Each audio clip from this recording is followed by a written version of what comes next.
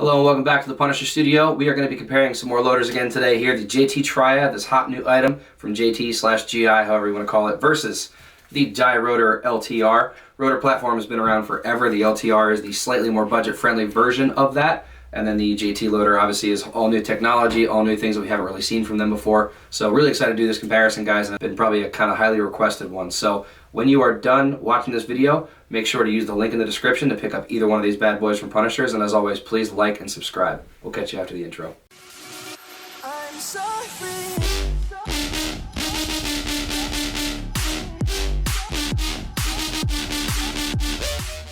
Alright, so getting right into it. What all do you get for the price that you pay for with either one of these bad boys? For the JT Triad, you will be getting a loader that's pretty fast, averages around 15 balls per second or so as far as speed goes. Color options are a little limited and not very poppin', but definitely have a handful of selection. I'll try to list the colors out in the corner of the video here. Don't remember them all off the top of my head, but this loader will run you about 150 bucks for everything, but it all comes in one shot. So do keep that in mind. You get rain lid, speed feed, any other pieces you would need. So all comes in one for 150 bucks. Now with the Rotor LTR, if you just buy the loader, which mind you will only come with a rain lid, it will not come with a speed feed. That will run you 109, so 110 arguably, you know, round that up. If you do want to grab a speed feed, I'm going to use the standard one from Dye. This will run you about 30 bucks. There are other options available, of course. We have a lot from HK that you can look into, but as far as the standard that I'm really kind of seeing, it's going to be about 30 bucks. So all told, you're in for about 140 to out the door to get this with a speed feed and have all the bells and whistles that you would need. So 10 bucks cheaper for a loader that also historically is known for feeding way faster. This is probably the fastest loader that we have available that I've ever really seen. I know the HK Speed / the old Pinocchio is a pretty close competitor, but the Rotor is kind of unmatched in its ability to feed ridiculously fast for high rates of fire, which back in the day when it was uncapped and all this, and when it was 15 plus balls per second for PSP, sure, that was great. That was very much needed. But now with the standard Pro League being held back to 10.5 balls per second, it's not really so much of a necessity. And it is kind of a known thing that the Rotor platform is subject to jamming. It does happen, I will say, more often than what I've seen with other loader platforms. And this has not been out quite long enough yet to really get a good assessment on how much or how little they jam. I haven't seen anything yet, but it's not a totally fair call just yet to make because it hasn't been out very long. So while the JT Triad is a slower feeding loader, so far I haven't seen many issues with jamming, whereas the Rotor, very fast and good for mech players now because it is a force-fed loader. It relies on tension in the ball stack, so from the feed neck through into your gun. Once that tension is gone, it'll force feed more balls through. So great for mech. I would definitely recommend one if you're an ICPL kind of player or an ICC kind of guy. But if you're playing more of the electronic tournament ball, it may not be as much of a necessity. So let's get into some other features of these things. How easy is it to take each one apart, to service, all that kind of stuff.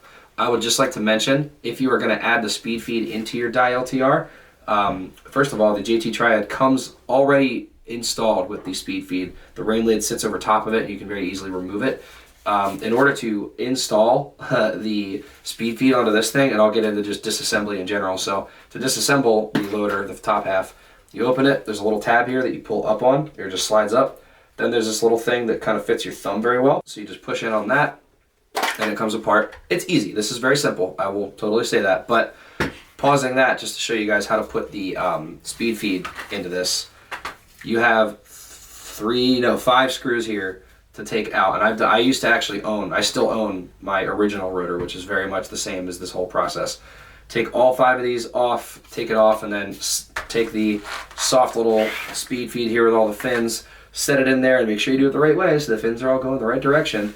Get it all set, and then smush this thing back on. Gotta really kind of make sure it's not getting moved around too much, and then have it set, and then put your screws all back in. So in terms of wanting to switch back and forth in the middle of a match or in the middle of a tournament per se, you're better off just buying a second lid for your Rotor that just has your rain lid permanently affixed to it, and that would be the much easier way to swap in and out, which I would argue is a more expensive route to have to go for the quickness and the convenience. But that's just this is old technology, quite frankly. This is 07, 08 when these things came out, so they weren't thinking ahead to stuff like that. They just knew everybody wanted a speed feed on their loader. So anyway, but that is how you get the top shell off. I'll set this over here.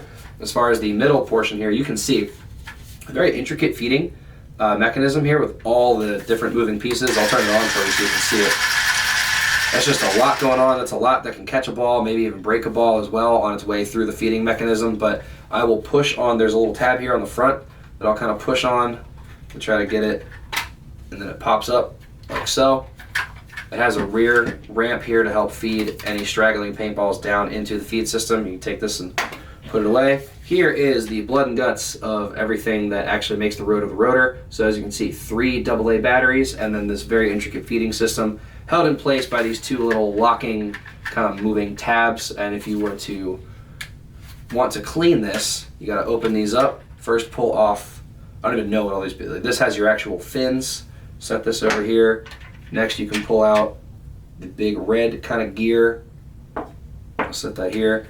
Then there's the actual bowl that the paint kind of goes into. It has a bunch of gears on the bottom because this also turns. And then there is the actual gears mechanism. So that is, I'll put them in front here, 4 whole pieces that make up the heart and soul of your Dye Rotor LTR. And that is a lot of moving pieces. So while it does feed very quickly and can be very efficient in that way, that is a lot that can go wrong, and I just want to keep you guys aware of that. So now I'll put it back in. I'm going to put in that nice little bottom gear set and turn it on, make sure it spins. Cool. It's actually not even going to spin because it's not that, it knows it's not built and ready for that just yet. I guess it's got to catch this top gear in order to do that. So I'll set the bowl back in. That looks like pretty set. There we go. Okay, so really it's the bowl that has to spin first and then start to spin all the bottom stuff. So there you goes that. Then I'll drop the red gear in. Cool. Still working. And then take the fins, drop that on top, and just check that's working. Yep, all good. So I'm going to remember to close my 2 tabs here. 1, 2, so that nothing's falling out. All Gucci. Good as new. Then we're going to take our middle layer, front end first, and just kind of let the back set in. Cool. Put our top shell back on. Clicks right in, push this down, and shut. So not terribly difficult, just more steps, more kind of phases to go through. I'll set this down. Now, JT Triad. There'll be a lot fewer pieces. So we're going to open this lid here, which is actually very good improvement over the level. Is a little tougher to open, which is good. There is a little yellow piece inside. You're going to click down on. Then there's a button above that. You'll feel some kind of grooves. Push on that, pull apart, slides right off. Set that over here. Now this is held in place by largely magnets. Doesn't go anywhere, which is great. Little finger hole tab up front. Reach in, pop it out, super easy. Bottom part. By the way, guys, you'll notice that this particular JT Triad is a little mucked up. It's because Joel was using this at the MSXL Louisville last weekend. It served him well. So there's the magnet also I'd like to point out on the bottom. So it holds your shit in place. There you go. We're testing guns for you guys. Anyway, so here is the main tray. This has also your spring ramp. Here is your main feeding system, is this little drive cone right here. It's just a bunch of openings to push paint. Comes out super easy, all magnetic, all toolless. To get into the motor, I would wager we are going to have to undo some screws, but really you shouldn't have to do much with the actual motor of your loader. If you're to that degree of having trouble, you got bigger problems on your hands. So as you can see, this is also going to run on 3 AAA batteries, just like the Dye Rotor. And yeah, that's honestly, guys, that's about it. This is a very simplistic loader. Just gonna put this back end first, and then let the front settle in. There we go. Put my top shell back on. Click shut. Oop, not quite. A little too slick. There we go. I'm gonna lock. There we go. Shut that lid, and there you go. Easy enough. So I think simplicity-wise, the JT Triad is gonna take it absolutely. For $10 more, is that worth it? I would say yes. It's actually also talk feeding mechanisms as well. This is entirely mechanical, force-fed, whereas this is 2 completely different feeding mechanisms. The JT Triad operates on both a visual brake beam eye system as well as vibration sensing technology. So completely different in how the 2 of them work, and this one has some fail-safes that are built in. So it's going to be more gentle on paint, and if anything goes wrong with one or the other, you're going to have a backup to actually keep this thing up and running and working for you in the middle of while you're playing. So I do really appreciate that. I think it's a little more sophisticated. And again, for $10 more, feels just about as durable as well, because these both are known for having kind of thicker plastics. I would say that this is looking pretty good so far in favor of the JT Triad. I would like to weigh both of these though, because I think that's going to be a very valid part of the discussion. I'm going to hypothesize that the rotor is going to be heavier. It is a absolute like tank of a loader. So let's see, we've got it zeroed here. Ooh, stay still. 1 pound, 5.1 ounces. And as you saw, these both do have batteries in them. So then the JT Triad has to be lighter than 1 pound, 5.1 ounces. Comes in at 1 pound, 3.8 ounces. So it is in fact lighter, as I had suspected. Really not a surprise there. But, alright, so we have a loader that is lighter, that has multiple feeding mechanisms, that is less likely to jam, that costs only $10 more. Versus the Dye Rotor LTR, $10 cheaper, feeds a lot faster, slightly more tendency to jam, might be a little more difficult to clean, and not as easy to get speed feeds on and off of this thing.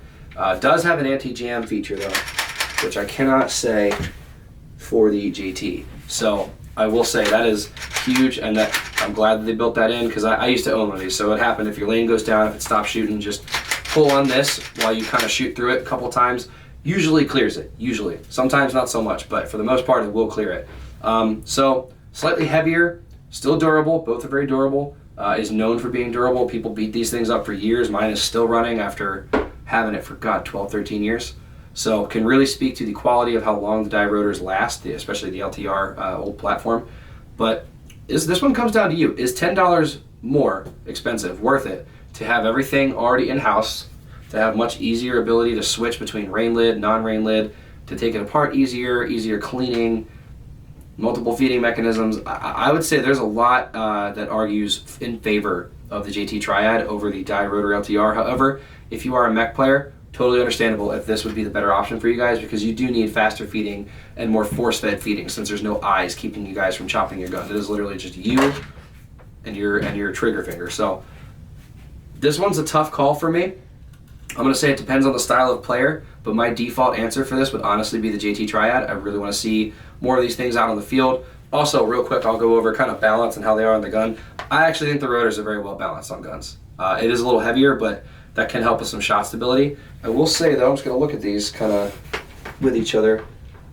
Yeah, they're about as wide as each other. I could even argue that the rotor is even more narrow than the JT Triad. So you'll be able to see around this even better as well. So I will also give that point to the LTR platform. But by and large, I think there's a lot of points that would make the JT Triad worth trying. So definitely give it a shot, guys. Use the link in the description once you've made your mind up on which one of these you want to buy here from Punishers. Thank you all for watching. Please subscribe and like this video, and we'll catch you in the next one.